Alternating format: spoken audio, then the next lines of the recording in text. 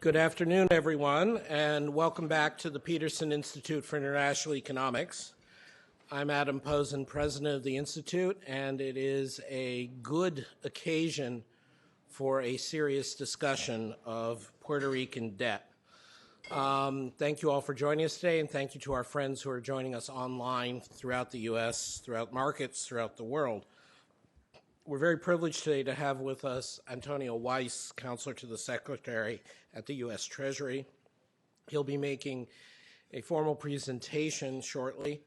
Many of you know that Counselor Weiss, of course, was a leading investment banker, heading investment banking for Lazard, broad international experience, broad experience across a range of financial issues, and who has now, I would say generously, given especially what he's had to deal with, taken on public service, which we all appreciate people doing in our current context.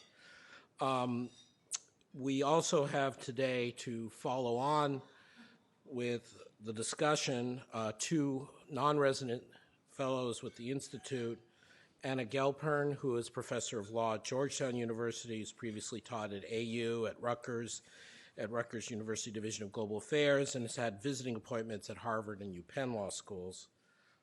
She, of course, is well recognized as an advisor and creative thinker on issues of sovereign debt, has been an advisor previously on other issues to the U.S. Treasury Department and the IMF, but here, of course, she is speaking independently and in her own capacity. Also with us today is Douglas Redeker, who's a visiting fellow here at the Institute.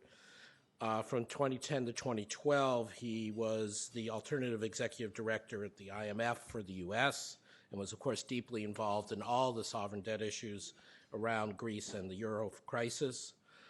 Previously, he ran emerging markets businesses for several major financial institutions, and particularly of note, and where most of us got to know him, was his very leading role at Salomon Brothers and Merrill Lynch dealing with post-transition economies, the post-communist transition, not post-transition, the actual transition, which was the harder part. He continues to serve as a consultant to several institutional investors. Just to be clear, while several of these investors are believed to be financially exposed to Puerto Rico debt securities, he is not aware of any specific investment holdings and is not providing services directly relating to any specific Puerto Rican debt instruments. I say that not as boilerplate, and the same applies for Anna, of course. I say that because we disclose here at the Institute. We don't let people sort of just talk their book, at least unless they have a very, very interesting book they want to tell us. Our format today, dictated by the high profile of the issue and therefore the Treasury Department's public affairs people, is that Counselor Weiss is going to speak. He and I are going to repair to these seats, and I'll ask him a couple of questions. He will then run off to save the world in a different form. And then Anna and Doug will come up and broaden the discussion and interact with all of our high-level audience, for which we're grateful. So first, if I could ask Antonio Weiss to come forward. Thank you.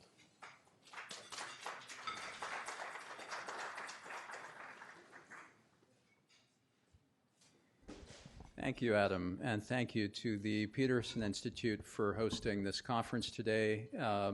It is timely and urgent matter. I'm here to speak with you today about a top priority for the Obama administration, which is to end Puerto Rico's fiscal crisis and set the Commonwealth on a path to economic growth. There should be no doubt that Puerto Rico is already in distress today. The Commonwealth has lost access to credit markets, even the costliest ones, and has started to default on its debt. Tax refunds and vendor payments are being withheld, and with each passing month, revenue estimates are revised downwards. More than a dozen hospitals have closed floors and curtailed services because the central government and its healthcare agencies cannot pay their bills. Businesses are leaving the island. The second largest shipping company serving Puerto Rico recently pulled out because of continuing losses and an uncertain return to profitability. In the last year, General Electric, Pfizer, Merck, Novartis, Micron, and Procter & Gamble have all reduced or terminated operations in Puerto Rico.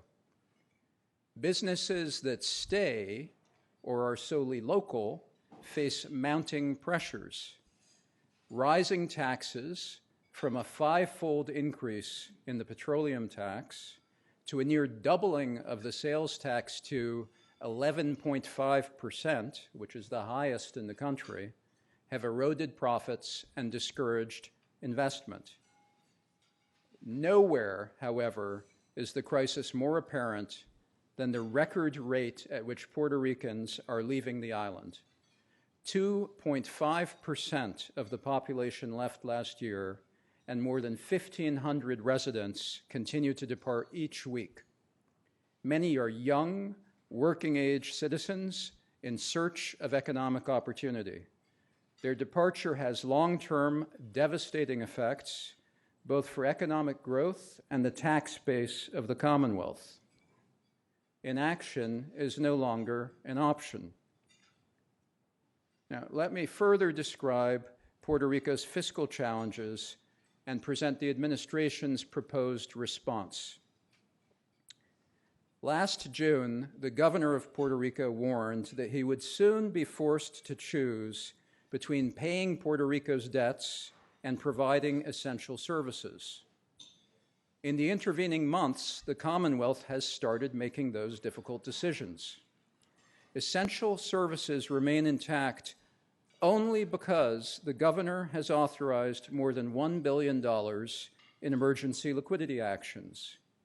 Puerto Rico deferred payment of $300 million in tax refunds to citizens, failed to make required pension contributions, and borrowed $400 million in short-term emergency loans from the workers' compensation, automobile insurance, and other disability funds.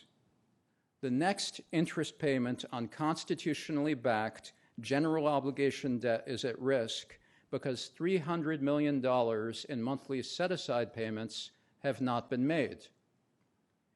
These emergency measures are immensely harmful to the economy and to the people of Puerto Rico, and they have contributed to the $600 million shortfall in current year revenues.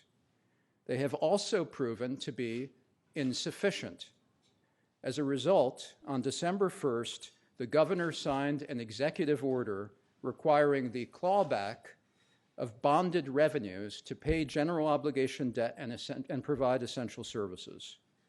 Now, this action puts the payment of $7 billion in other debts on a path to likely default.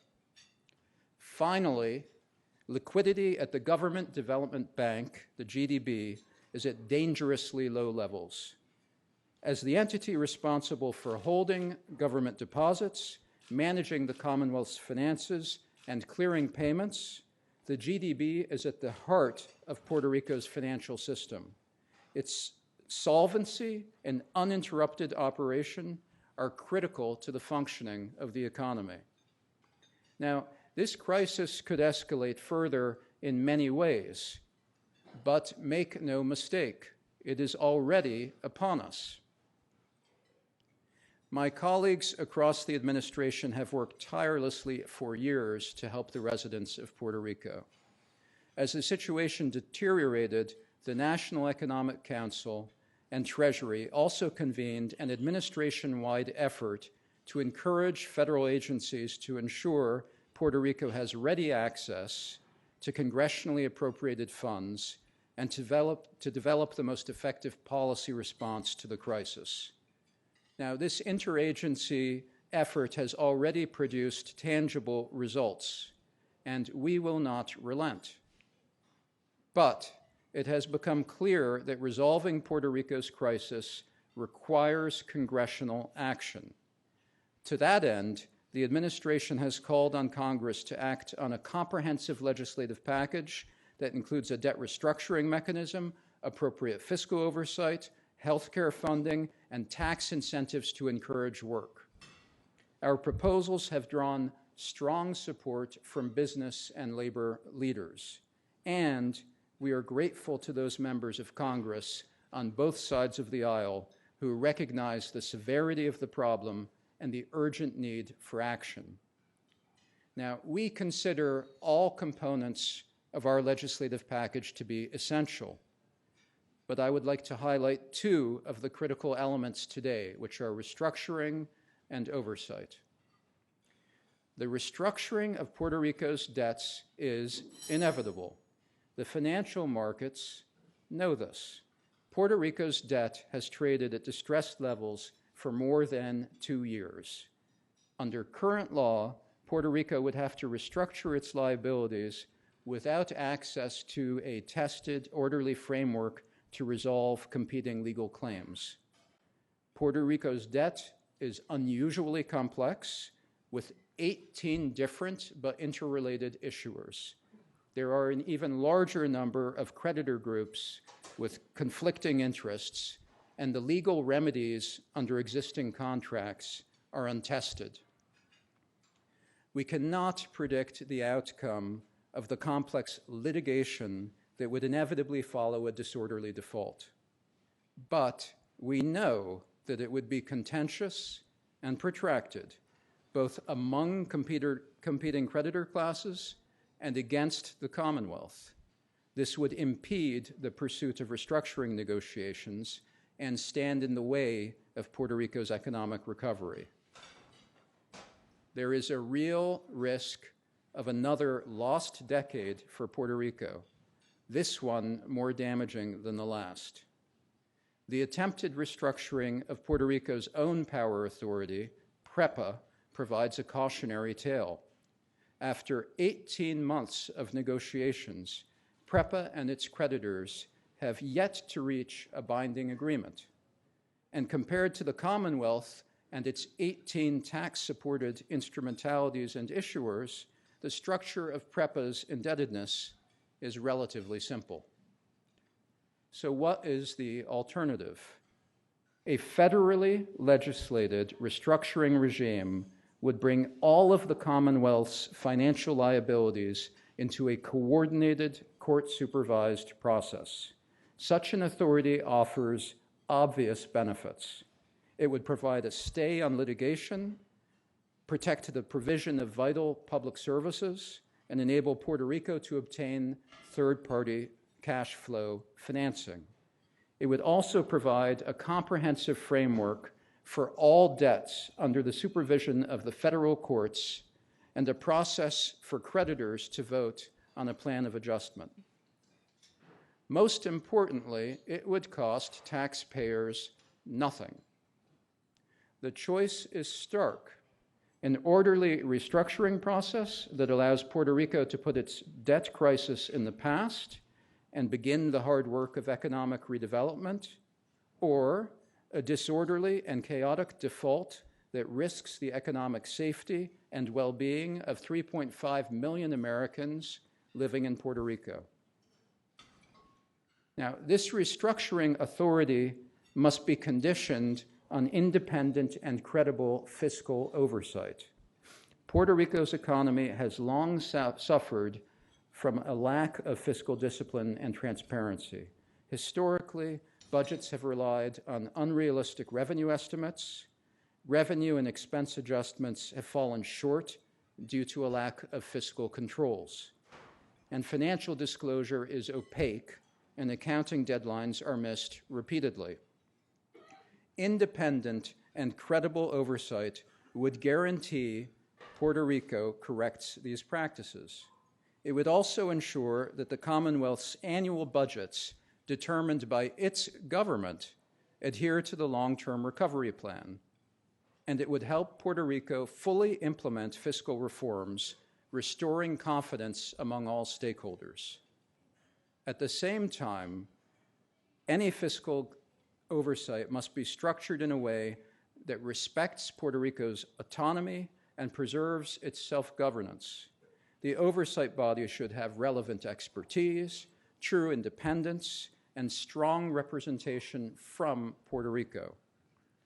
Pairing restructuring and oversight is a tried and true combination to resolve debt crises, as all of you know, both domestically and abroad. In Chapter 9, states often provide oversight to manage their municipalities in distress. So restructuring and oversight, appropriately adapted to the Commonwealth, would put Puerto Rico on a path to fiscal balance and renewed economic growth. Now, several myths about this crisis have arisen, and I would like to take a moment to dispel them. So, myth number one, we need to see audited financials before we can act.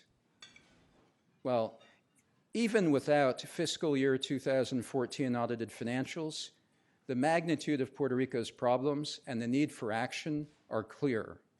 The latest Commonwealth report, released last month, disclosed the dire state of Puerto Rico's cash position.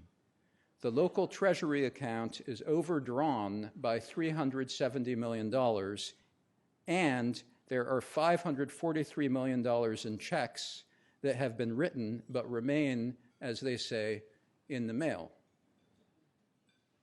Puerto Rico's recent audited financial statements through fiscal year 2013 also reveal persistent large deficits, and a series of recently commissioned independent reports confirm that those deficits will continue far into the future. Puerto Rico has a long history of delinquent audited financials, but their unavailability in March 2014 did not dissuade investors from buying $3.5 billion in general obligation bonds, and their unavailability has not kept sophisticated investors from buying and selling debt in the secondary markets. The delay in these 18-month-old financials should not dissuade the federal government from acting now.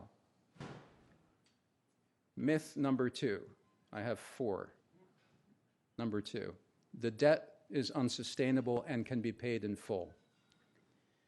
Now, if Puerto Rico's $45 billion in unfunded pension liabilities were added to its $50 billion in tax-supported debt, that's out of $70 billion of total debt, government liabilities would exceed 120% of gross national product.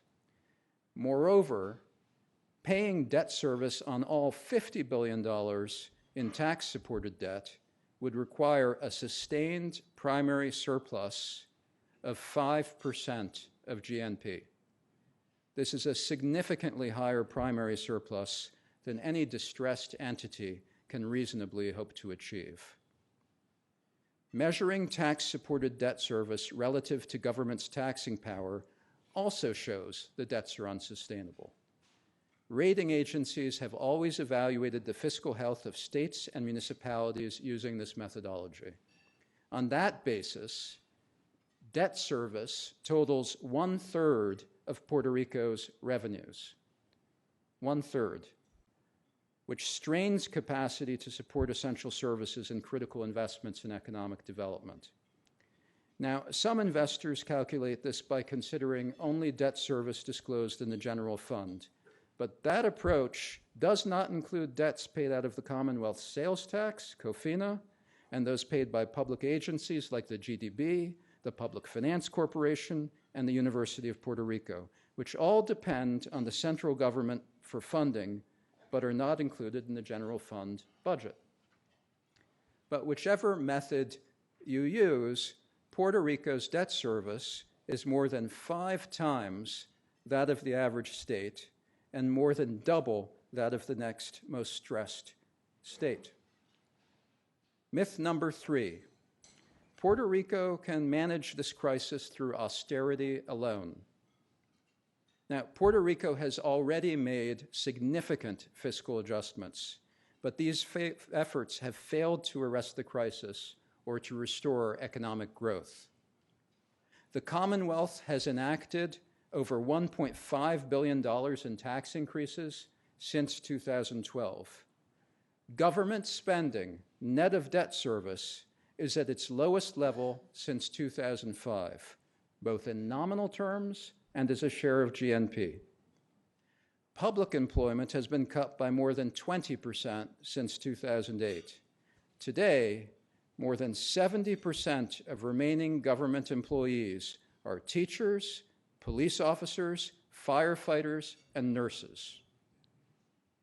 So, Puerto Rico must put its fiscal house in order, and there are undoubtedly further cost efficiencies to be gained, but after 10 years of a recession, the purported benefits of additional austerity must be weighed against the potential costs to economic growth. Myth number 4, the last one, a restructuring framework for Puerto Rico would be bad for the municipal market. Well, traditional investment-grade municipal bond investors tell us that a rapid and orderly resolution to Puerto Rico's financial distress is imperative and would be the best outcome for markets. Moreover, the vast majority of Puerto Rico's creditors should stand to benefit from an orderly restructuring framework. It would eliminate fiscal deficits, remove legal uncertainties, compress the timeline for the recovery of claims, and ultimately increase the Commonwealth's capacity to repay its debts. In addition, we do not anticipate that a broad restructuring framework at the Commonwealth would have a spillover into the municipal bond market. Now, Puerto Rico's financial distress has remained isolated in the eyes of municipal bond investors for the past 2 years, and we have seen no impact on the primary issuance of distressed municipalities and states around the country. Importantly, the restructuring framework would be reserved exclusively to U.S. territories. Under the Constitution, the Commonwealth and the territories have a fundamentally different relationship with the federal government than do states. As under current law, states would remain ineligible to file for bankruptcy under this or any other restructuring regime. I should note that non-traditional municipal bond investors who voice concerns about changing the rules in the middle of the game have already been put on notice. The bond prospectus from 2014, which was the $3.5 billion GO issuance under New York law, included an explicit risk factor stating, and I quote, "In the future, new legislation could be enacted by the United States Congress or by Puerto Rico's Legislative Assembly that would entitle the Commonwealth to seek the protection of a statute providing for restructuring, moratorium, and similar laws." This could not be more clear. So Puerto Rico lacks the tools required to resolve the crisis effectively, and it faces an uncertain and perilous future. The question is not whether the Commonwealth will restructure its debts, but when and at what cost to the economic safety and well-being of its citizens. Puerto Rico can and will emerge from the current crisis and return to growth. But there are 2 paths in front of us. The first gives Puerto Rico the tools it needs to repair its finances and move on to the hard work of economic redevelopment. The second, Puerto Rico does not receive the tools it needs, and the fiscal crisis turns into a humanitarian one. We must take the first path. The Obama administration stands ready to work with Congress to get the job done. Thank you.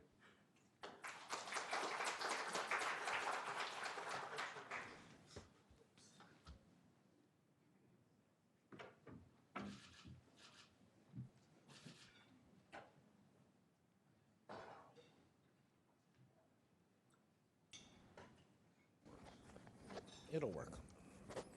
Thank you very much, Antonio, and thank you for your forceful clarity and unusually spellbinding reading of bond prospecti that actually puts the money where the mouth is. Only so you to would speak. say it's spellbinding. I mean, it was spellbinding even for people like me who don't usually know those things.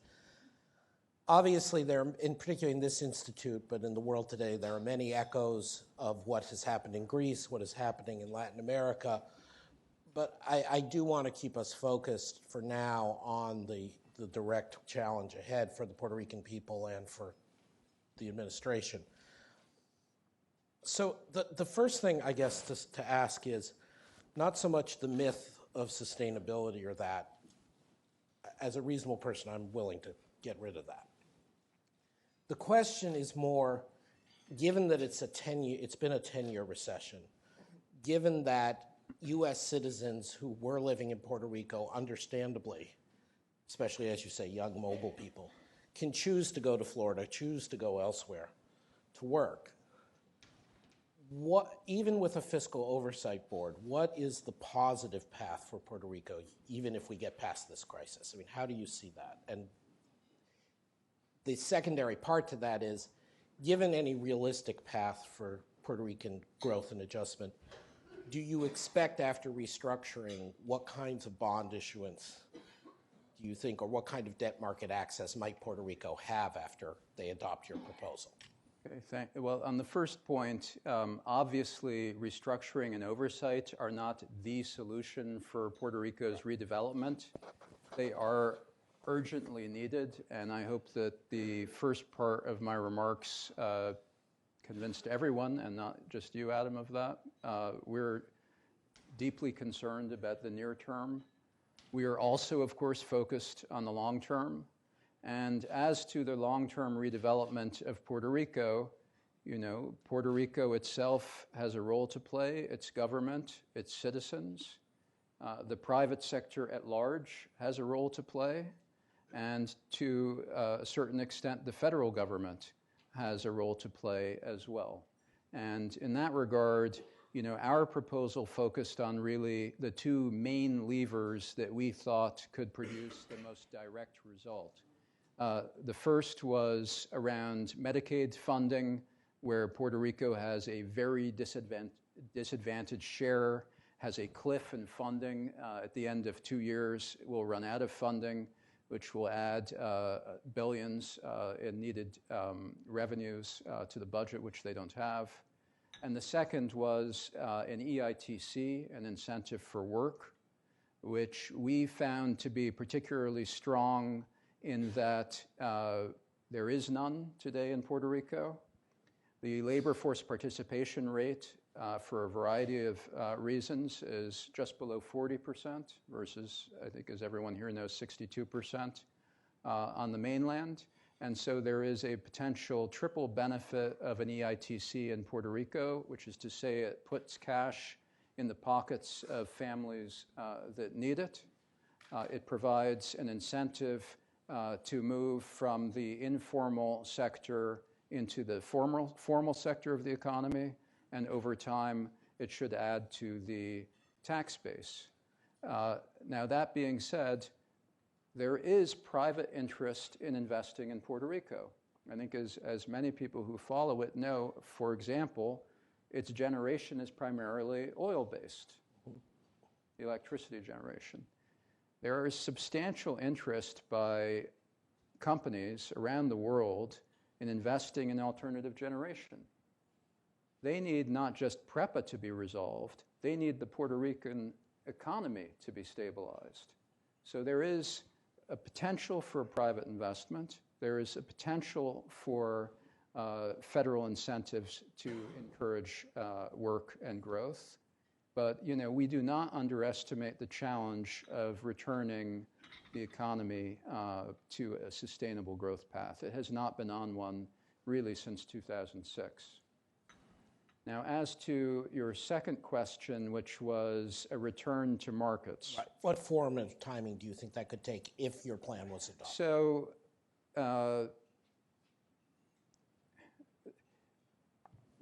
there is not a quick return to markets for Puerto Rico in any event. And one has to define markets. There are some who are concerned about losing market access, but they're really talking about alternative investor market access. This is why I was trying to emphasize the standpoint of traditional investment-grade municipal bond issuers. We don't know the calendar for resolving the 18 different issuers and the 20-some-odd creditor classes under court administration. But we can say that Detroit, which was cut out of markets and which went through a Chapter 9 proceeding that lasted a year and a half, is today issuing at around 4%. And other municipalities have tended to come out of this kind of a regime and after some period of showing a track record, issue at traditional bond type rates. And that should be our objective, not to get Puerto Rico another 8.5% financing or a 12% financing, which is where their most senior New York GEO trades right now, but to get them back to traditional, bond market, municipal bond market levels of financing. Fortunately, markets are forward-looking, and so, once Puerto Rico restructures and with a credible fiscal plan in place, which needs to be a long-term fiscal plan, at that point there should be the potential to return to traditional financing markets. If I can just follow up on that, you spoke about markets being forward-looking, and you obviously are someone quite familiar with markets as well as now having moved to Treasury. What does it say that you had markets buying this stuff right up through at these high interest rates as it became distressed, right up to this point of crisis? I mean, how much is that in some sense, if I dare use the term, a moral hazard play that they were playing on a U.S. federal government bailout? Does this say anything about what you would like to see market regulation look like going forward in terms of issuance? Or is it just, that's the breaks? I mean, I wouldn't be able to comment on, individuals, investors, investment theses for Puerto Rico. I did notice that at a couple of recent conferences, some alternative fund investors said that Puerto Rico was their, quote, best idea for 2016. That, came across a bit oddly, I think. But, in most distressed situations, whether they're companies, sovereign states, or municipalities, particularly in a case where there is no forcing mechanism for voting or no, to use a sovereign analogy, collective action clause to prevent holdouts, there is the ability to wait until the debt trades at pennies and to pursue a holdout and litigate strategy. And as we have looked around the world, we know that this is a strategy that investors have legally pursued. And it is our view that Puerto Rico, without access to an orderly restructuring mechanism, is potentially vulnerable to such a strategy. Yep. So if I can ask you to now just briefly go a little beyond Puerto Rico. I realize you're constrained to what you can say, but I have to ask anyway. Does that conclusion, what you just said for Puerto Rico, mean that as the U.S. Treasury, as the Obama administration looks around the world at sovereign debt issues, at municipal debt issues, that there is room for creating more workouts, more restructuring mechanisms in general that will make those kinds of strategies less likely? Adam, we are spending all of our efforts on helping potential solutions to help the 3.5 million Americans who are living in Puerto Rico. And this is absorbing the complete attention of a dedicated team at Treasury as well as the broader administration resources I described. And I will say that we will not stand idly by while the economic safety and well-being of 3.5 million Americans are at stake in Puerto Rico. So this is not some abstract financial policy question in this case, although there may be, down the road an opportunity to discuss those things. This is a very real and very human problem, and it needs to be addressed. As I said, we are encouraged that there is strong recognition on both sides of the aisle that this is a real problem. And what we need to do now is to set aside differences and find those elements of a path forward that can be agreed and get on with it. Mm-hmm. I guess the final thing to say, as you bring the focus back right there, and obviously you're right, in human terms, that's where it has to be. Your myths, sort of, however, in your statement, took us to somewhat to the level of the abstract and the general. So when you say differences, I'm obviously not asking you to negotiate in public, but what are some of these differences that you feel have to be settled? I mean, what is on the table beyond the broad framework of having a restructuring mechanism, having fiscal oversight, and so on? I mean, to say, we believe the healthcare situation in Puerto Rico is urgent. Doctors are leaving the island after very fine training at a rate of more than one a day. Some of the outmigration is for better healthcare coverage and better services, and it is undoubtedly the case that this needs to be remedied. There needs to be an incentive to pull more people into the workforce, and where there is a need for ingenuity, and this is not just in the official sector but in industry, is to find pathways like the energy investments I described to attract capital into Puerto Rico. There is real interest in investing in Puerto Rico. It needs upgrades in many of its infrastructure and electricity sources. And we believe that what is most needed is to get out of this period of uncertainty, to find a remedy for the deep healthcare inequities that are present, and to provide the appropriate incentives to encourage greater workforce participation. We've kept it simple.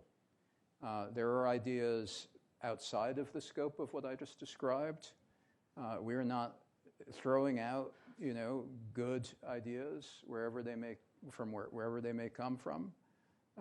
But we believe that the restructuring authority and coupled with appropriate oversight are needed immediately.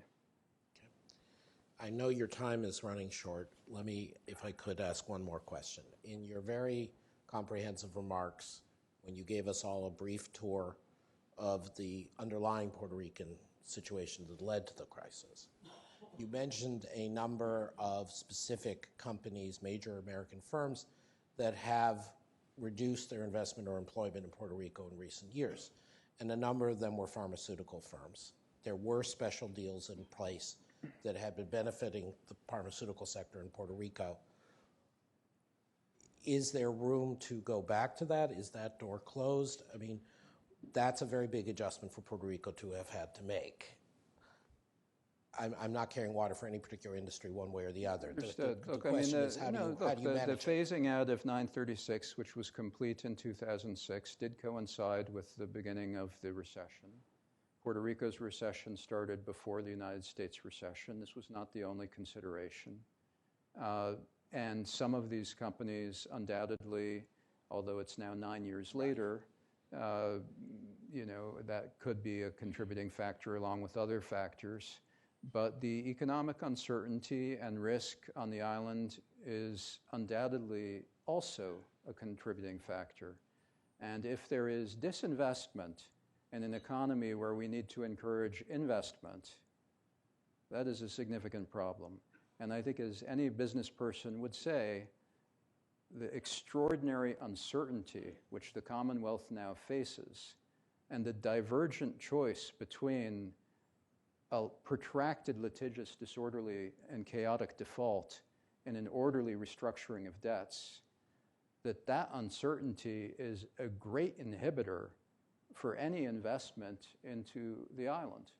And so what is most needed in the near term is to reduce the scope of that uncertainty, to put a time limit around it, to put a mechanism around the resolution of claims, so that we can then get on to, as you started, Adam, the very hard work of redeveloping the economy and restoring Puerto Rico to a growth pattern which it has not enjoyed for many years. No. So thank you for having me today. Thank you for and I wish I could hear Doug and Anna's comments, and I will. We'll be sure to send them to you. I will look forward to staying in touch with all of you as we proceed with this work. Thank you very much. Antonio Weiss, Counselor to the Secretary of the Treasury. Thank you. Thank you very much. I'd like to invite now Professor Anna Gelpern, if she would, to take the podium and give us a perhaps slightly more abstract perspective on the pressing issue.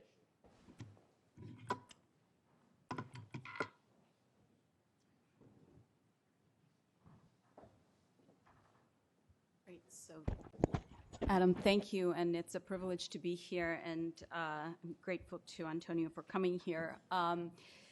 And kudos to the Treasury team and to the administration for doing something that's pretty unusual.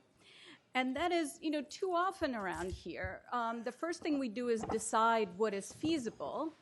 And then, having decided that the first best has a snowball's chance in a pizza oven, we just go for 10th best. And I think that in this particular case, the administration did something unusual.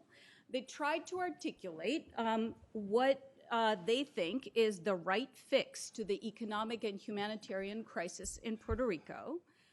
And, it's a pretty compelling case, right? So the proposal correctly recognizes that the legislation that is now on the table, Chapter 9, expanding Chapter 9 municipal bankruptcy coverage to Puerto Rico, is unlikely to either get enough relief to the Commonwealth or support adequate oversight and reform. And what they're proposing as an alternative is a much more comprehensive and ambitious fix. And at the broadest level, it is absolutely a given, it is beyond doubt, that the right solution and the inevitable solution is a mix of economic reform, oversight, and debt relief. This is how this is going to end, and really the question is how we're going to get there. Okay? Now, the debate, though, the crux of the debate, knowing the broad outlines of where we're heading, is about the shape of oversight, the content of economic policy, and how the debt relief, how the losses are going to be spread among the different constituents who are at the table and who might be at the table. So with that, I think that the legislative blueprint is really, not much of a blueprint, right? This could be out of deference to Congress. I gather there are proposals coming out any minute now, deference to negotiations or something else. But we really don't have enough at this point from the administration to be for. And yet there's a lot that is kind of has folks running for the hills. So, for example, the form and substance of oversight and policy content are wide open. Crucially, in the case of Puerto Rico, the absolute and relative treatment of different creditor groups and other stakeholders, totally open, right? This is where the debate in Puerto Rico is all about. Who is going to take the hit? In what order are the losses going to be distributed? I think we're told that, there should be a fair balance, I believe. The restructuring regime should fairly balance the interests of Puerto Rico and all of its creditors. I don't think anybody would disagree with that. I also don't think that anybody knows what that really means. Basically what we know is that lots of debt will not be paid in full and on time, and that Puerto Rico will lose some decision-making authority in the bargain, which again is just enough to rustle up a lot of opposition. But the supporters are left filling in the blanks. And I think that's a really hard place to be. And frankly, I think it is testament to the seriousness of the problem and the ambition of the plan, such as it is, that it has received so much support from various bipartisan quarters. So in the few minutes I have left, I want to make 3 points that are somewhat stepping back from what we just heard. The first point is that Puerto Rico is not Greece. The second point is that Puerto Rico is not Detroit. And the third point, and I was kind of trying not to sound flip about it, but I couldn't help thinking that this entire colonial endeavor really was not worth the trouble, because Puerto Rico is a big legal, economic, and political mess, and there's no way for the federal government to avoid getting implicated in it. And this is just facts of life. So first, Puerto Rico is not Greece. I've lost count of how many times we've had articles and reports saying Puerto Rico is our Greece. They might have been helpful for a little bit, but they really haven't been helpful in a really long time. To be sure, Puerto Rico and Greece share important similarities. Both have lots of debt. Both have partial sovereignty in a monetary union. Lots of financial integration, which makes it a very different proposition from countries like, say, Argentina or Venezuela. No vision of growth, a history of mismanagement, and yes, very messed up accounting. Oh yes, and no bankruptcy, okay? But the nature of the union, in which Puerto Rico has been in one way or another for over 100 years, is rather different from Europe today. It's a very old union, and really a robust fiscal union, banking union. Puerto Rico is part of the federal judiciary system, and none of those pieces, unlike Europe, are in flux. Right? And so whatever happens in Puerto Rico, it really does not raise fundamental questions about the institutional viability of the United States. Right? This is not what this is about.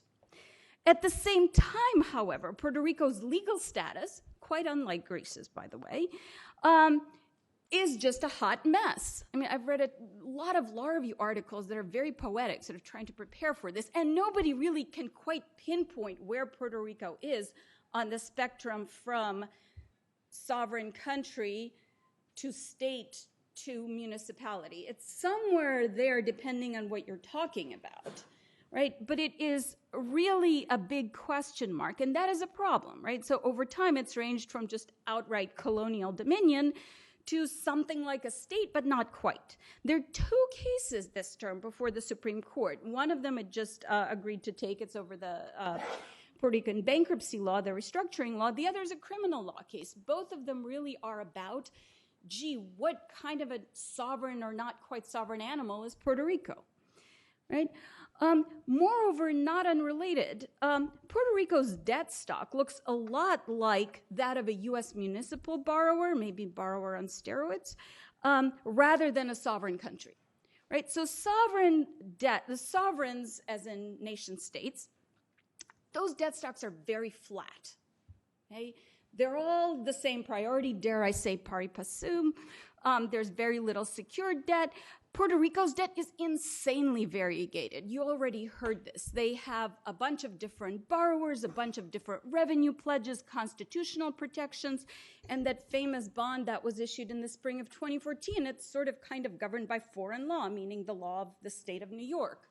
Is it foreign? Is it local? It's not Puerto Rican law, right? So all of these devices are ways of telling different investors, you're the favorite child, except each and every one of these devices is, unsettled. It's under a legal cloud, right? So think about it, of all these categories of debt, every single one is subject to legal challenge.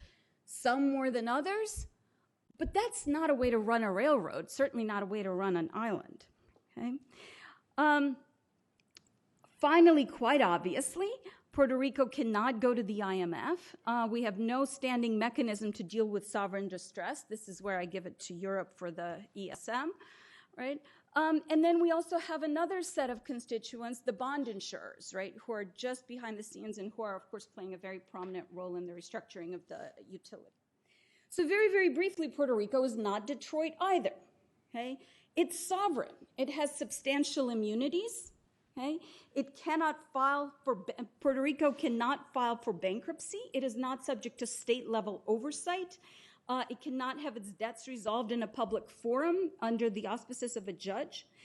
So it's really not quite your clean Chapter 9 case at all. So with that in mind, now what, right? Puerto Rico is hemorrhaging people. Puerto Rico is really, truly poor. It is uncompetitive, it is mismanaged, and it is part of the United States and staying that way. We've had a history of military bases, of tax exemptions, of an economy that is structured around the relationship with the United States, right? So we really own this in many different ways. And of course, Puerto Rican citizens are US citizens. Okay. What should happen next? Well, I do think the administration is right. I think there's got to be legislation. There have been lots of proposals about ad hoc bond buying. I don't think, again, it is good institutionally. It is warranted under the authorities under which bond buying would be happening, either by the Fed or by the Treasury. I think this is a legislative matter that the federal Congress should take on. At the same time, I agree that Chapter 9 is both a no-brainer and completely inadequate because it doesn't handle revenue debt, and it also doesn't provide for an oversight framework that's nearly adequate. The bargain between restructuring and relief has got to have a vision of what the economy looks like. Yes, there may be folks who are interested in investing in alternative energy. Is this the Puerto Rican economy going forward? Maybe. Puerto Rico really has no tourism, has not nearly enough tourism infrastructure to be competitive with its neighbors in that respect. Manufacturing is a big question mark. Adam asked the question about tax breaks. What role for fiscal transfers? What role for the Government Development Bank, a really odd institution that probably needs restructuring of its own?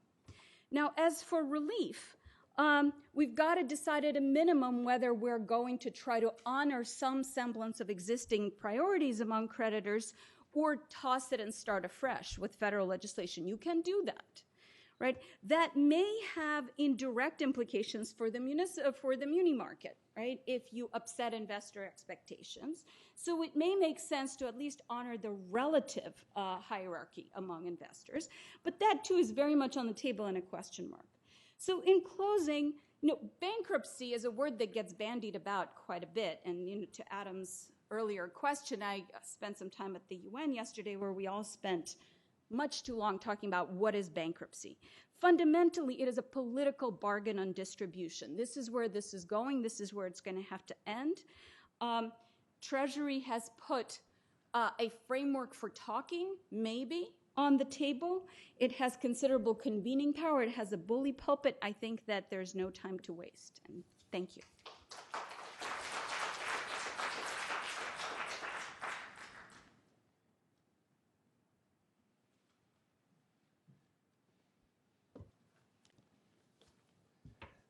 Thank you, Adam. Thank you, Antonio, in absence, and his team. And thank you, Anna. I also want to thank everyone because this is one of those unique instances where policy meets law meets markets in such a way that as we tried to divide up who was going to do what on this panel, both Antonio and then Anna managed to take about the first third of my presentation and cover most of it. So hopefully that will mean I can get right to what was going to be the meat of what I was going to get to, which is, while I'm generally supportive of the efforts of the administration, in fact, I'm very supportive of it, that would be boring. So I thought that what I would do is, instead of repeating and saying I agree, is bring up some specific areas to discuss, not necessarily disagree, but discuss with what Treasury and the administration has proposed and the basic framework of where we are, where we might have been had we taken different course of action, and certainly where we're going. So let me start with creditors. You've already heard a big recitation about the complexity of the creditor universe here, but some creditors have argued, and Antonio made reference to this, that Puerto Rico does not need a restructuring regime. Don't need it at all. And the crisis is both of its own making, and that the issues can be resolved without legislative action.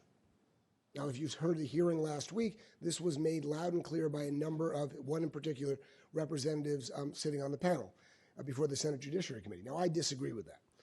While there's certainly significant fault in the Puerto Rican authorities' past unwillingness to undertake structural and fiscal reforms necessary to reform its economy, that's no excuse to ignore the very real risks of inaction on its citizens' economic, physical, and social well-being. Failure to address the crisis now, as you've heard repeatedly, will almost certainly lead to default on the general obligation bonds and an inability for Puerto Rico to pay for basic services, potentially bringing even instability to its own domestic local banking sector. Some opponents of congressional action have sought to underplay the severity of the overall crisis, thus creating confusion and doubt about whether any immediate congressional action is necessary. Others have argued that bankruptcy protection is simply inappropriate for all municipalities or states. And so Puerto Rico just should not benefit even from the access that other municipalities are currently able to access in this country right now. Now, creditors and policymakers should acknowledge that debts cannot be paid in Puerto Rico, and if they cannot be paid, then they will not be paid. So there's no path to sustainability for Puerto Rico absent some form of restructuring. The question is ultimately reduced to just how messy is that restructuring process going to be. But it does remain an open discussion point as to the specific form and scope of the restructuring authority being sought. While the administration, as you just heard from Antonio, is seeking the most expansive form of Chapter 9 revision, one that would include the full scope of territory-issued public debt, rather than limiting it to public corporations and municipalities, there is legitimate debate about whether that is necessary and whether it represents a politically untenable stretch, engendering potentially broader consequences and complications. Now, as we heard from Anna, there is no IMF-style oversight. There's also no IMF-style independent debt sustainability analysis that's been undertaken. There have been analyses undertaken. They are technically independent, but they have all been done at the behest of various parties or quasi-parties to this very complicated situation. So if there's no reliable IMF-style independent debt sustainability analysis, and with the inherent imprecision of projecting the future impact of structural reforms and fiscal adjustments, then can a sustainable outcome be achieved with a more limited form of restructuring reform? That is not an absurd question to ask. I'm not answering it. I'm just saying it is not an absurd question to ask. And is it worth the risk of falling short in the first and likely only instance for a bite at the congressional apple? The debate over the scale and scope of potential restructuring legislation is a real one. In addition, the recent decision by the Supreme Court to decide whether the territory's own restructuring framework could be resurrected could in fact complicate, not clarify, the need for congressional action.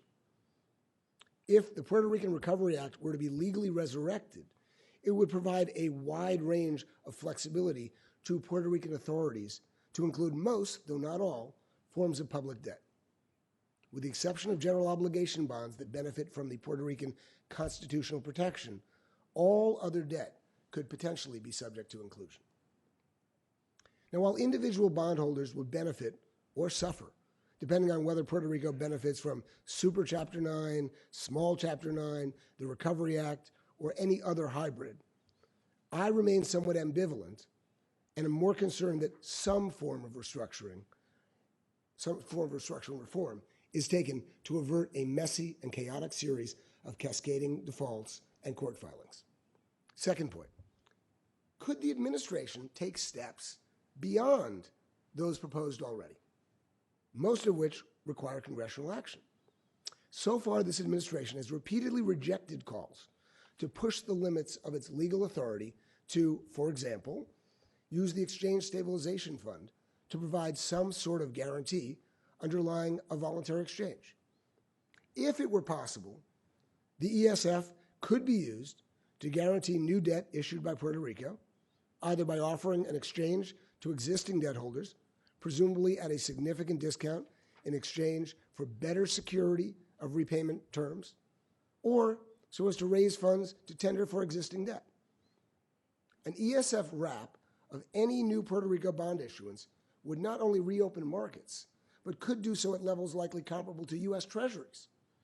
Now, under this scenario, the establishment of a financial control board could also be sought so as to maintain fiscal prudence and ensure that the need for Treasury's guarantee would never be called upon.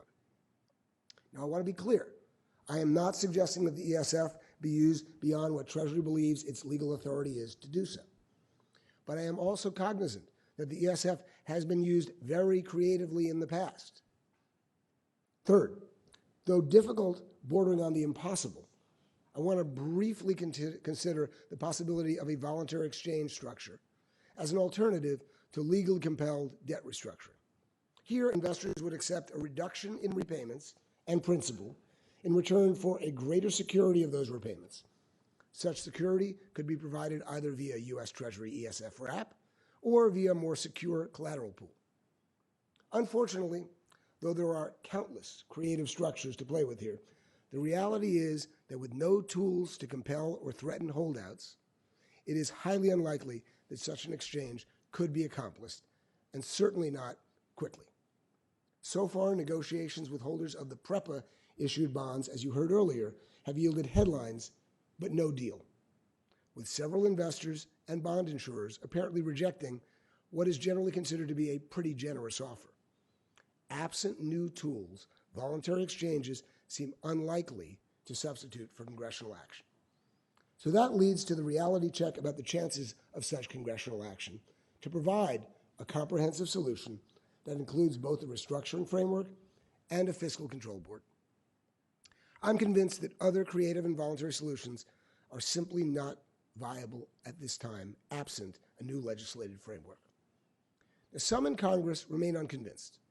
Last week, Senator Grassley chaired the Senate Judiciary Committee hearing and expressed skepticism that Puerto Rico had done enough on the fiscal side before resorting to Congress and bondholder restructuring.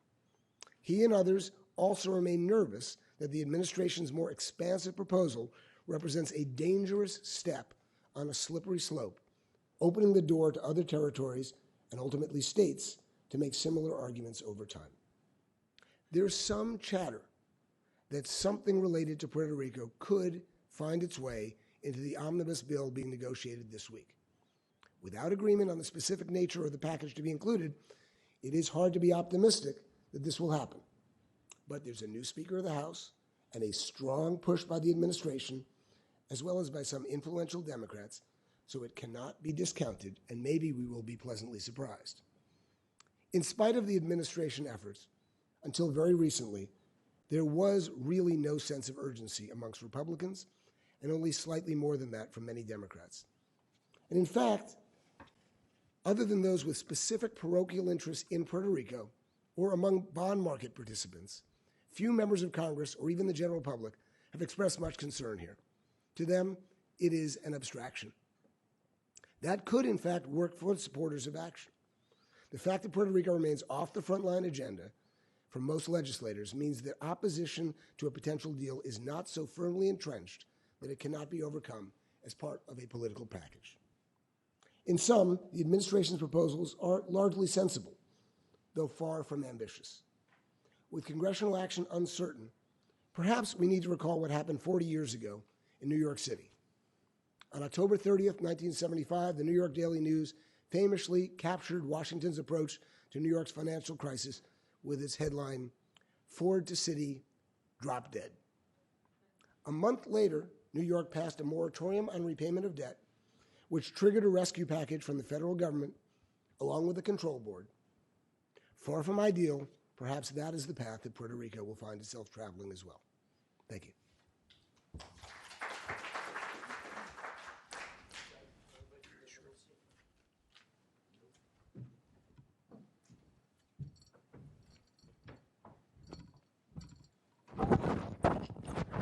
Thank you, Doug. Thank you, Anna. Obviously, we're stirring things up a bit more than we could with Antonio here.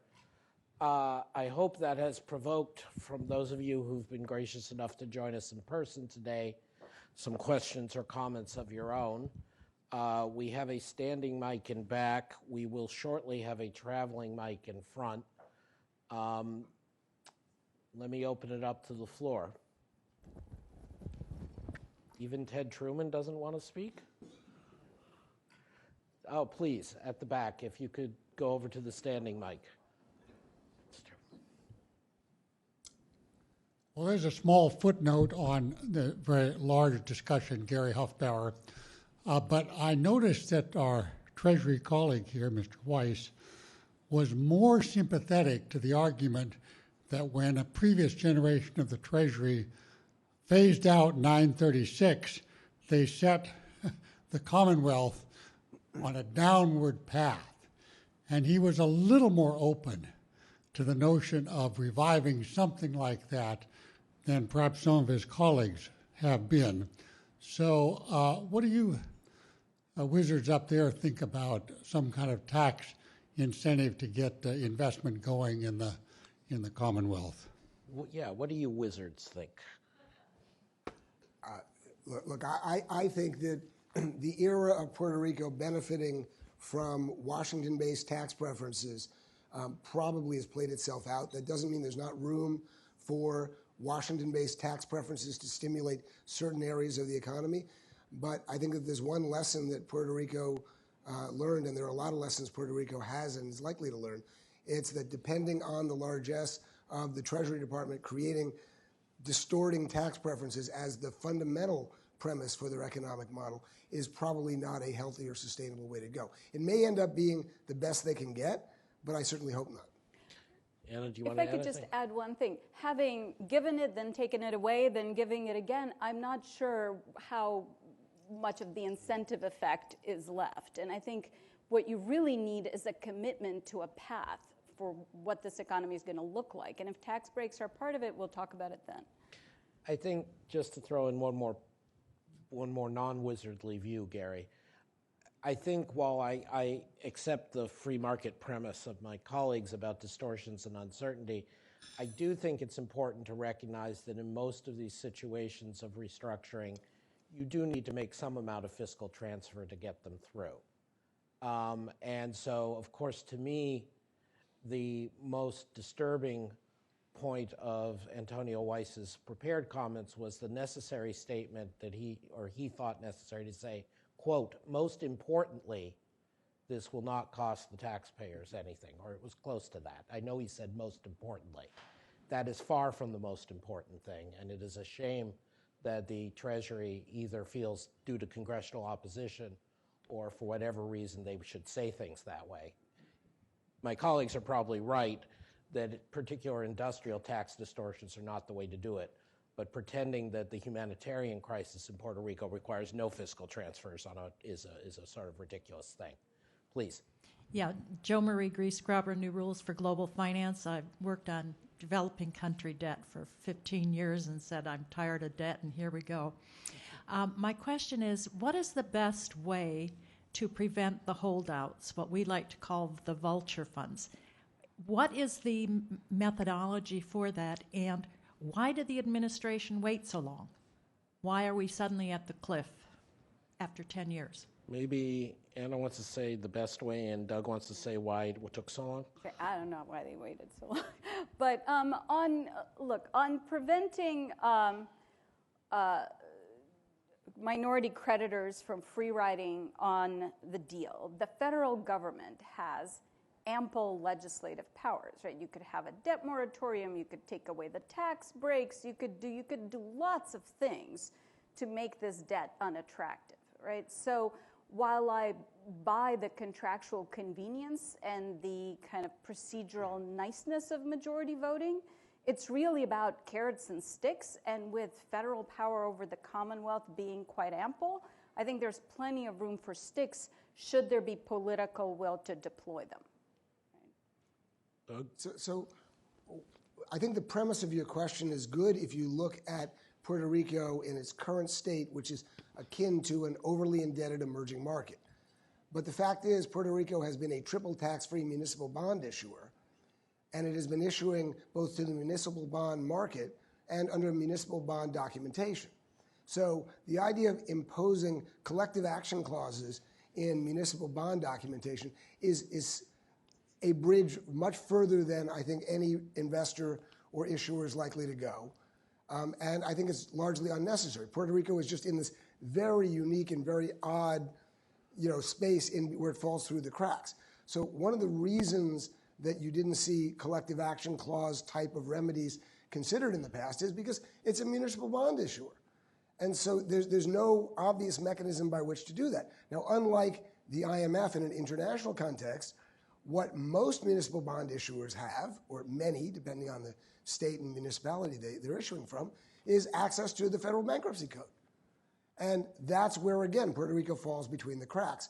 So that's why the administration's major initiative here is to create that restructuring framework, which would give you the priorities. It doesn't unto itself serve as a collective action clause mechanism, but it basically creates the framework for an orderly restructuring where the same outcome is effectively accomplished. Great. Ted? Well, you forced me to ask a question, and I can make a comment first, subject to being corrected by Brad Setzer here. I think the comment about not costing the taxpayers was about the bankruptcy aspect of it, because presumably the Medicare aspect of it and the ETIC aspect of it, I think the ETIC aspect of it, involves the taxpayers assisting. Well, I'm delighted if that's the case. Good. So I assume that that's part of that. So there is some cost to the taxpayers. Now, it's one of the cases like healthcare, if you want to put it that way. You can pay in Puerto Rico or you can pay in New York or in Florida, right? So in a way, it's a question of how you do the accounting. So, but I would like to ask my other question. My question is, so, and maybe I missed this in Doug's and Anna's remarks. So, is there any international ramifications of this, right? Do you see this affecting? How do you see if all this affecting the broader debates about debt restructurings and so forth and so on? I mean, in some sense, the basic issues are: do you believe in debtors' prisons, right, or do you believe in fairy godmothers, right? And in that great debate, the question is where this will have any impact on those, and how it will be resolved will have any or not resolved. Any impact on the sort of the ongoing process of thinking about these things. And perhaps, again, let me be very clear. If I'm wrong and that is the right correction, I'm delighted, and let's make that clear. Brad nods his head, so therefore it is the right correction. Good. Just to possibly preempt the final question, picking up on Ted to the two of you, since there are people from Wolfgang Schäuble down to some various friends of ours who do invoke the Greece analogy and say, you guys are hypocrites on this, that, and the other. The question is, in terms of international implications, not just for markets, but in terms of international interactions over debt, does this change the dynamic? I think this is why I thought it would be a fantastic issue for the Institute to think about, right? Because for the longest time, there's been this completely fake debate between contract and statute, right? And some people said contracts are the solution. Other people said statute is the solution or treaty is the solution. Well, here we have on the table not just one statute. We have several statutory possibilities. And you know what? There is no silver bullet. I think that what you're getting is that, A, any solution that is not comprehensive is going to come back to bite you, number one. Number two is, yes, a legislative solution is most durable, most legitimate, most comprehensive, but if your legislative solution is half-baked and partial and doesn't really fix the problem, gee, maybe a comprehensive contractual solution is just as good, or an administrative solution, right? So it's really about what it takes to solve the problem comprehensively rather than magic words like bankruptcy. And I think this is going to be hugely important. And the other piece of it that's going to be hugely important for advancing the international debate is this whole concept of partial sovereignty. Like, what do you do? I mean, in a globalized world, everybody's kind of partially sovereign. This is just an extreme case, right? So this question of transfers and this question of trumping legal authority is going to keep coming back, I think. Thank you, Anna. Doug? I think that's right. Other than to point out that what I pointed out earlier, which is I think there'd be international ramifications for those who want to find them. But I'm not sure that they're really opposite. Because I think, as I said earlier, Puerto Rico plays this such a unique role in not having access to the IMF, in not having access to a sovereign bankruptcy procedure. It's just stuck in this odd place where I don't know how you draw an analogy of that to whether it's Greece or Detroit or anything else. It's just its own odd duck. And maybe what it means is we have to grapple with, how we deal with these ambiguous Commonwealth structures. But I'm not sure that there's much that can be, drawn from that into, other international contexts. Great. The last question, please. Jacob. Well, actually, let me get the two questions together, and maybe we can get them in it. Just one question, and it goes to the long-term growth outlook, because I think I certainly leave this the set of comments we've heard today without a comprehensive perception of what is it going to take to get growth back to Puerto Rico. And my question, especially if, I think Adam said that there needs to be a fiscal component, but I believe we've heard previously that fiscal transfers is already 30% or so from the federal government, 30% or so of Puerto Rican GDP, so there's probably an upper limit to that as well. And if there really isn't much of a long-term growth prospect, it seems to me that the solution, if you like, to the longer-term problem is pretty clear, is to separate a solution for Puerto Rico and separate a solution for the 3.5 million Americans in question. It is the population, that they're all going to move. Right. Isn't that the implication? That's certainly the implication that I take away from what I've heard here today, leaving aside the sort of short-term bankruptcy issues. Mm-hmm. And last question, please. Hi, Joe Kronsberg. So my question specifically is on the Puerto Rico pension system and how ultimately that's dealt with in the context of some form of restructuring, insolvency, et cetera. If you look at the historical municipal bankruptcies, and for good reason, because it's the tax base of the region, the municipality, et cetera, pensions themselves have been treated quite well. It's a $45 billion underfunding, something along those lines in Puerto Rico. Much of that underfunding probably increases because a lot of those, many of those pension systems have actually invested in Puerto Rican indebtedness already. So that potentially just increases the size of that. So I guess the question I have is, how do you think about ultimately that incremental $45 billion that sort of is left out of the press to a degree, as it's not really for the time being, is juicy subject? Thank you. Do you guys want to respond to either? I'll do the first, you do the second. Or you can both do the first. Yeah, maybe we can But, both. I can do part of the first, but anyway, go ahead. Well, in terms of the growth, I think one of the problems, the fundamental problems, and it's both an economic problem, but it's also one of political motivation for Congress to act and for each of the parties to act, is the premise of your question, which is, what is the long-term economic model to restore growth? Jacob's question, sorry. And the answer is, there's none out there yet. So in a normal, again, IMF-style approach, you would have some road to sustainability. It may be somewhat credible, less credible, more credible. The government may have a lot of ownership or a little bit of ownership, but there would be some negotiated path to economic sustainability. We don't have that here, and there's no one actually empowered to actually create it with buy-in, and even if they were, I'm not even sure you would know who would be the relevant parties to buy into it. So it's a really hard one to actually address, but it's the fundamental elephant in the room, which is, what do you do for Puerto Rico in 5 years, 10 years, to say that if the investors agree to a restructuring, or if it's crammed down their throats involuntarily, how do you avoid this happening 5 years, 10 years from now? Anna? So I agree with that broadly. I mean, is it in the neighborhood? Is it part of the United States? What's the relevant comparator? There are a lot of questions that are unavoidable and are going to be dragged out forever. Very briefly on pensions, and I don't know nearly enough about the question, but my understanding is that here they don't have the kinds of constitutional protections that they do elsewhere. Nevertheless, there's obvious political salience to this, so I think that if I were to think about it, I would really think about it as part of the broad political resolution in which constituents you need to have at the table.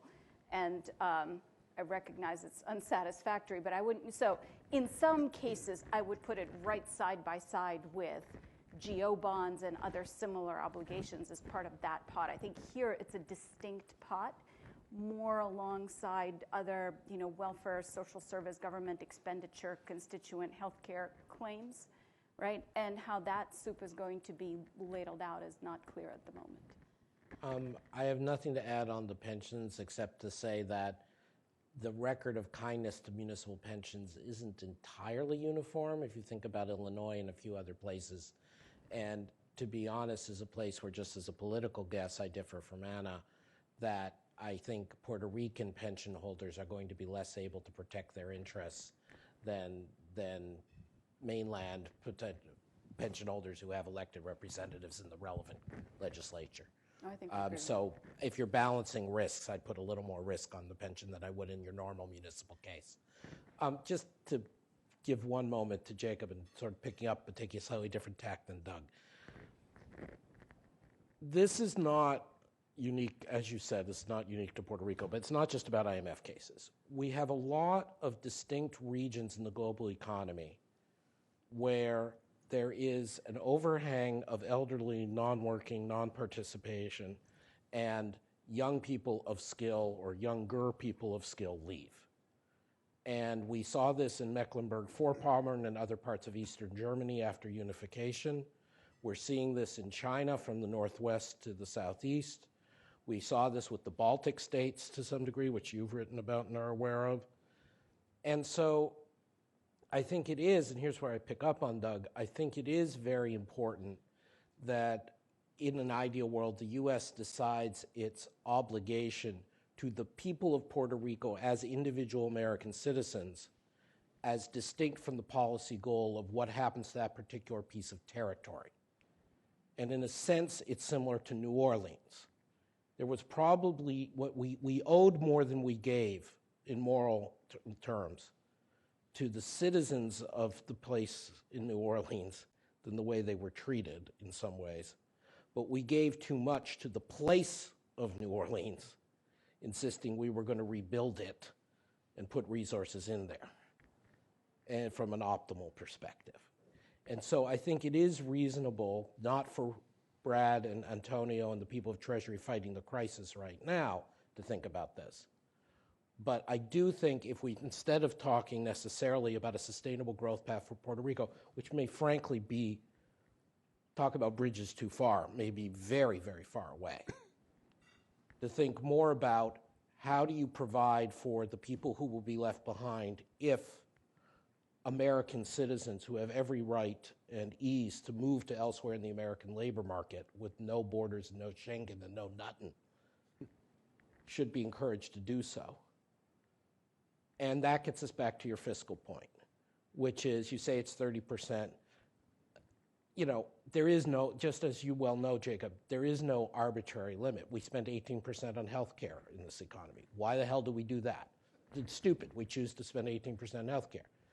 I don't think it's useful because it's not a sovereign state for all the reasons that Anna and Doug said. I actually don't think that's necessarily the useful metric. The question is, if you're stuck with a bunch of elderly and unemployable in the reductio ad absurdum in Puerto Rico, what provision do you make for those people, enabling the rest of American citizens there to pursue their best opportunities? Anyway, thank you all very much for joining us. I regret that Councillor Weiss was unable to take questions directly, but we are grateful to have had him here, and I'm very grateful to my colleagues, Doug Redeker and Anna Gelpern, for supplementing and expanding the discussion. Thank you very much.